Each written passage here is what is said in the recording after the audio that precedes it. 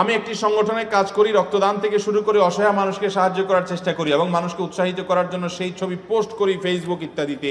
এতে অনেকে বলে ছবি পোস্ট করলে নাকি দান কবুল হবে না, ইসলাম কি বলে? দেখুন, ইন্নামাল আমালু বিন্নিয়াত, প্রত্যেকটা আমল নিয়তের উপর নির্ভর করে। আপনি কেন করছেন এটা বড় কথা।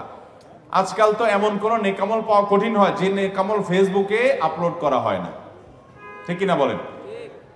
যেই কোনো ভালো কাজ করতে পারলে একটা ছবি তুলে ফেসবুকে একটা পোস্ট করে কিছু লাইক কমেন্টের ব্যবসা হয়, কিছু বাহবা পাওয়াই হয়।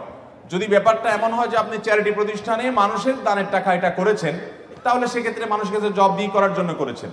অথবা আপনি যদি অন্যকে উৎসাহ দেওয়ার উদ্দেশ্যে, আপনার উদ্দেশ্য যে আপনার বন্ধুরা অনেকে জেনে তারা আপনার সাথে শরীক হবে, তাহলে সেক্ষেত্রে আপনি এটা করতে পারেন। কিন্তু লাইক কমেন্ট পাবেন, সবাই বলবে মাশাআল্লাহ, মাবা দিবে, আপনার ভালো লাগবে, এরকম উদ্দেশ্যে করলে সেটা সওয়াব তো হবেই না, বরং এর কারণে শিরকে আসগরের গুনাহ হবে। বৃদ্ধাশ্রম করা কি জায়েজ? বৃদ্ধাশ্রম ও এতিমখানার জন্য একটি জমি দান করা হয়েছে, এখন স্থাপনা করার সামর্থ্য নেই, জমিটি পড়ে আছে, জমিটিতে ফসল ফলিয়ে ভোগ করা যাবে কিনা এবং অন্য খাতে ফসলের ব্যয় করা যাবে কিনা। যদি কেউ দান করে থাকেন তাহলে সেক্ষেত্রে ওইটাতে ফসল ফলানো যাবে, ফসলের কাজ যেই খাতে দান করেছে ওই কাজে ব্যয় করবেন।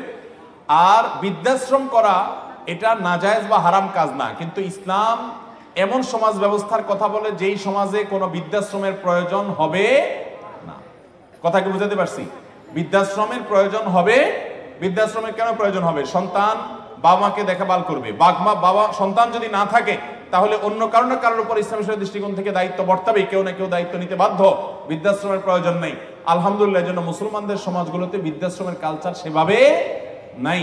আল্লাহ তাআলা আমাদের দেশে যেন বৃদ্ধাশ্রম করার জন্য প্রয়োজন না হয় সেই তৌফিক আমাদেরকে দান করুন।